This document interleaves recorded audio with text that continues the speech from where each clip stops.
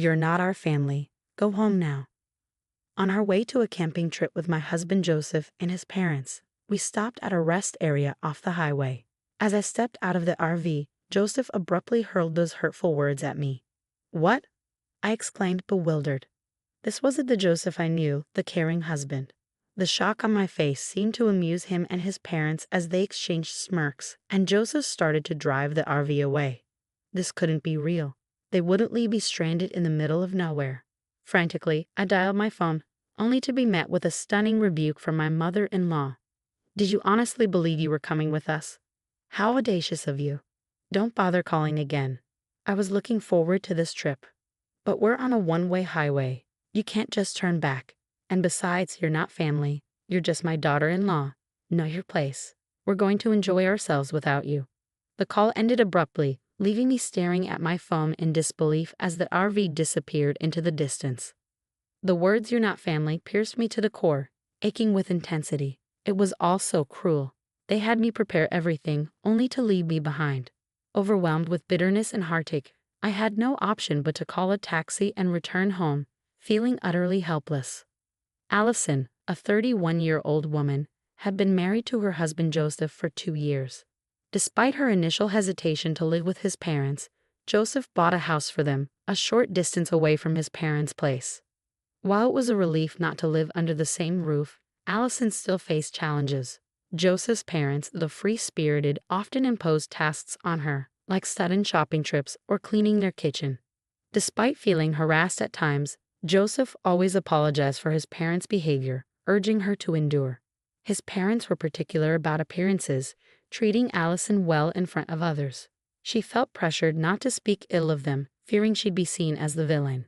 Despite her efforts to understand them better, being left behind by Joseph during a planned camping trip was a shock she struggled to recover from.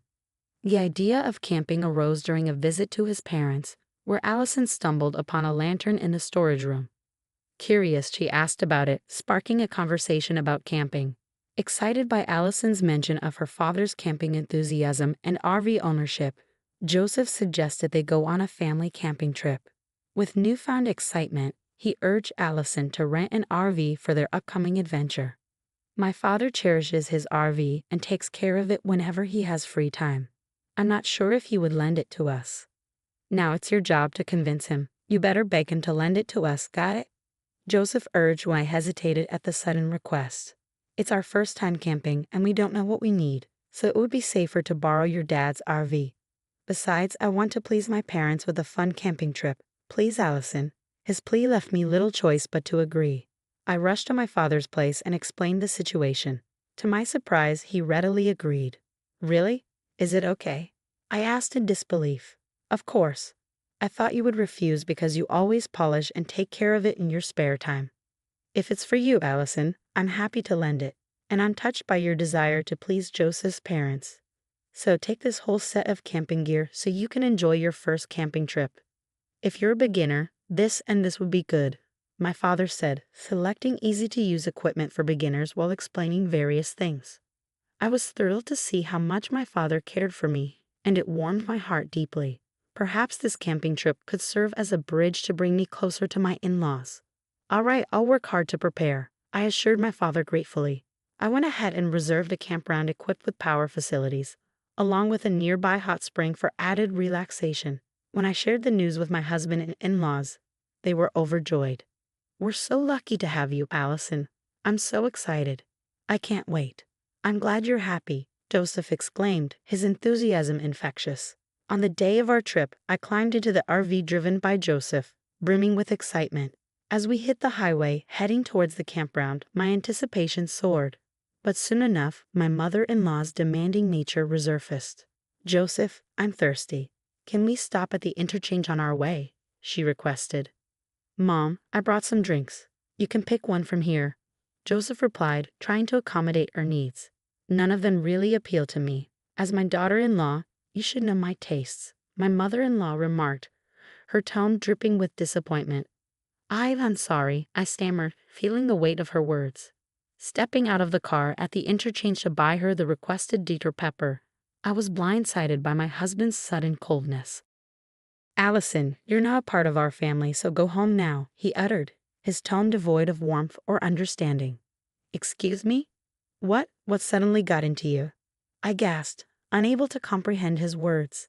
This wasn't the Joseph I knew. He wasn't the one who typically showed me kindness and consideration. My shock only seemed to amuse them as they laughed at my expense, and the RV began to move again, leaving me stranded. They left me here in the middle of nowhere. Is this some kind of joke? Panic set in as I dialed a number, hoping for some semblance of understanding, only to receive a response from my mother-in-law that shook me to my core. You thought you could really come with us? What a brazen woman you are. Not a part of our family. Be aware of that. Bye. We'll enjoy a good family time without you. My mother-in-law's words echoed in my mind as the call abruptly ended. I stood there, stunned and speechless. How could they treat you like this? They had me prepare everything, only to exclude me at the last moment. What was Joseph thinking? Bitterness and sorrow washed over me, but I couldn't dwell on these feelings. Summoning all my strength, I called a taxi and returned home, feeling utterly betrayed. The following day, my husband and in-laws returned from their camping trip, excitedly recounting their adventures. Not a single word of apology passed their lips for leaving me behind. As I pressed them for answers, their response left me dumbfounded. We did it to discipline you as my wife. That's right, Allison. You never understand your place as our daughter-in-law. But there's no need to abandon me on the highway for that. We had to go this far because you wouldn't get it otherwise. My mother-in-law's words cut through me like a knife. We need to properly discipline this failure of a wife before we start living together, my father-in-law added, his tone laced with disdain. The mention of living together sent a chill down my spine. Discussions were happening behind my back, and I was completely unaware. What do you mean by living together? I haven't heard anything about this, I protested, my voice trembling with fear and anger. My parents' place is getting old and is at its limit. I've bought a house where we can invite Dad and Mom to live with us.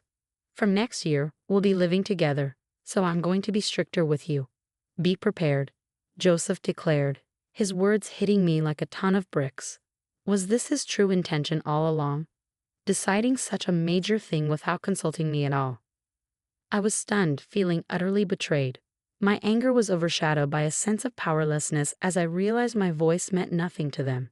And to add insult to injury, after borrowing the RV, they didn't even bother to refill the gas or thank my father. Allison, why are you just standing around? Hurry up and return the RV to your dad. After cleaning the interior, wash the car, then return it to your father. We don't want to be seen as thoughtless, Joseph instructed, his words dripping with insincerity. As I surveyed the interior cluttered with trash, I felt a surge of disappointment.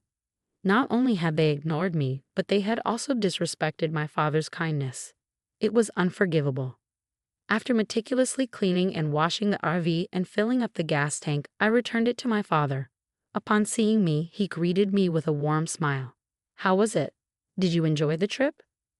I wasn't considered as their family, so I didn't go, I replied, recounting the events of being abandoned at the highway interchange and my husband's sudden decision to live with his parents without consulting me. My father's smile vanished, replaced by an expression of fury. I'll get even for you, Allison. We will not let this slide. I won't let them have their way. Allison, we're getting back at them, he vowed, his determination evident. And in that moment, I felt a glimmer of hope amidst the darkness. With my father's wisdom guiding me, I returned to my in-laws' house where my husband and his parents were still basking in the excitement of the previous day's events. Keeping my emotions carefully hidden behind a light smile, I addressed them in a gentle tone. There's an even more amazing place than where we went yesterday. The autumn leaves are stunning right now. How about we go on a full-scale camping trip instead of staying in an RV? We could pitch a tent, enjoy a barbecue, and soak in the breathtaking scenery. At night, the sky is filled with stars. It's truly a hidden gem that I don't want to share with anyone else. Can I come too to fulfill my role as your wife? That sounds wonderful. It's going to be so much fun. Since it's in a secluded area, I'll drive, my husband eagerly agreed. As my wife and our daughter-in-law, of course, you should join us. My in-laws chimed in with equal enthusiasm. We decided to go camping again the following weekend. As always, they left all the preparation to me, their demands for discipline growing more incessant each day. But I had my secret plan in motion, meticulously arranging for my revenge. And when the day of our trip arrived, I borrowed an RV from my father, drove to a remote campsite, and watched with satisfaction as my husband and in-laws thrilled at the adventure ahead. "Wow, it's like a private site," they exclaimed, eagerly exploring the new environment. "We'll go for a walk and enjoy the scenery, Allison." "Stow our tent, understood." "Enjoy your walk," my husband instructed before they set off, leaving me to prepare the camp. "Come on, let's go quickly," I urged, bidding them farewell and then setting to work on the campsite. About 30 minutes later, my husband called in a panic. "What, you're lost. I can't find your dad's RV. I'm on my way home with it." "What? What do you mean?" I asked, bewildered. "Don't worry," was his cryptic reply. Unbeknownst to them, I had left only the bare minimum for them to enjoy a real camping experience, a plan devised by my father. He had suggested they experience wild camping, where they would have to fend for themselves, akin to living on a deserted island rather than a convenient camping site with all amenities. "You better set up your tent early and look for wood to start your fire. I know you guys have no lighter, so you'll have to start the fire yourself. I've left the pot so you can at least cook rice," my father had advised, ensuring they faced the challenges of nature head-on. "You left us behind. You were the ones who said that I, as a wife, wasn't part of the family and shouldn't go camping with you guys. So I took you up to the campsite and tearfully went home. That's what you wanted to do, right?" I stated calmly, hitting them with my logic. My husband was momentarily silenced by my words. "Enjoy camping with just your family," I added before hanging up. But my husband's rage erupted, and he began yelling at me. "Don't be ridiculous. If you don't come back now, I'll get a divorce from you." "All right, let's get divorced. You'll regret saying that." Being abandoned on the highway, finding my father's cherished RV filled with trash. "I've had enough of living with your parents, who do nothing but disrespect me, and you're the ones who will regret it. Stupid woman," I retorted, utterly disgusted by his behavior. He abruptly hung up, leaving me seething with anger. Although I was nearby, I lost all will to go pick them up. After a while, I received another call from my husband. His tone had completely changed, and I could hear his confusion and trembling voice over the phone. I can't set up the tent no matter what. It's starting to rain and my parents are getting angry at me. It's getting cold too. What should I do?" It's cold," regretting already. "Why don't you look up how to set up a tent on YouTube?" I suggested, trying to offer a solution. "Forget the tent. My father pulled it too hard and ripped it apart, Allison. You've had your fun, now fix your attitude and come pick us up," my husband snapped, his frustration evident. "I'm not coming. If you walk for about an hour, you'll reach a broad road. If you're not going to camp, then come down here with your stuff," I replied firmly, refusing to bend to his demands. "What? Just because I'm asking you nicely doesn't mean you can get all high and mighty," he retorted, revealing his true nature. Any lingering feelings I had for him had completely cooled. All I could do was sigh. "Screw this. I'm going to dump all this useless stuff. Just wait till we get home," he muttered angrily before ending the call. "Someone owns that place. It's private property. If you dump anything here, you'll be sued for illegal dumping, you know. There's a sign there that clearly states no littering," I warned, trying to reason with my husband. "I don't care," he replied, his tone firm and unyielding. It was clear he didn't believe I was serious about the divorce. I had to make him understand the gravity of the situation. "After the divorce, I'll be demanding compensation for the emotional distress from all the harassment you've done to me," I asserted, my voice steady and resolute. "What? The divorce? Is it? I'm serious," he stammered, finally realizing the seriousness of my words. Our conversation from the time I was left behind on the highway is recorded on my dad's RV's dash cam, so you can't deny it. Not just that, I've also recorded the conversations when you were harassing me afterwards, I stated firmly, laying out the evidence. "Let's calm down. We don't have any savings because we've been paying our mortgage. If you leave, I won't have anyone to cook and clean for us, which will be a problem." "You should think before you speak," my husband pleaded, trying to appeal to practical concerns. "I'm not your maid. If you don't agree to the divorce, I'll take it to court. It's going to become a big deal, and everyone in the family will know," I asserted, refusing to be swayed by his attempts to guilt-trip me. My husband, usually so conscious of others' judgment, fell silent, seemingly at a loss for words. In the background, I could hear his parents fussing, but their opinions no longer held any weight for me.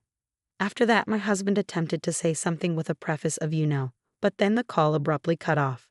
Soon after, I started receiving multiple calls from my in-laws, but I ignored them completely. After a while, the calls stopped ringing, indicating their phones must have died from a lack of battery. My father's revenge plan was a resounding success. As I made my way home, I picked up the divorce papers, filled them out, and left them on the table before returning to the comforting embrace of my childhood home, where my kind father awaited me. Meanwhile, my husband and in-laws took an inexplicably long 3 hours to descend the mountain that would normally take only 1 hour. That's why you should have used Google Maps instead of bothering me with calls. How foolish, I remarked to my husband, who arrived at my parents' house in a desperate attempt to salvage our relationship. His anger was palpable. "Allison, get out here now. I'll teach you a lesson. If you have something to say, talk to my father. He's pretty upset, so it might not end well for you." But my imposing father stood firm at the entrance, unleashing a tirade against my husband and shutting him down. Moreover, they left their tent and camping gear in the mountains, leading to a lawsuit for illegal dumping filed by the owner of the mountain. The person who filed the lawsuit, none other than my father, who had inherited the land from my grandfather. Security cameras installed due to recurring trespassing and dumping incidents made it clear who was responsible for the mess. As for the punishment, after finalizing our divorce, I demanded and received $1 million each from my husband and in-laws for the emotional distress they caused me. Unable to pay off their mortgage, my husband's house was foreclosed, and he now lives with his parents in their leaky house, leading a modest life as a family of 3. But there's no use crying over spilled milk. I returned to the company I used to work at before getting married, regaining the lifestyle that suits me. Next month, I plan to go camping with my parents, and I'm sure it will be a blast. After all the turmoil, I'm finally reclaiming my happiness and looking forward to brighter days ahead.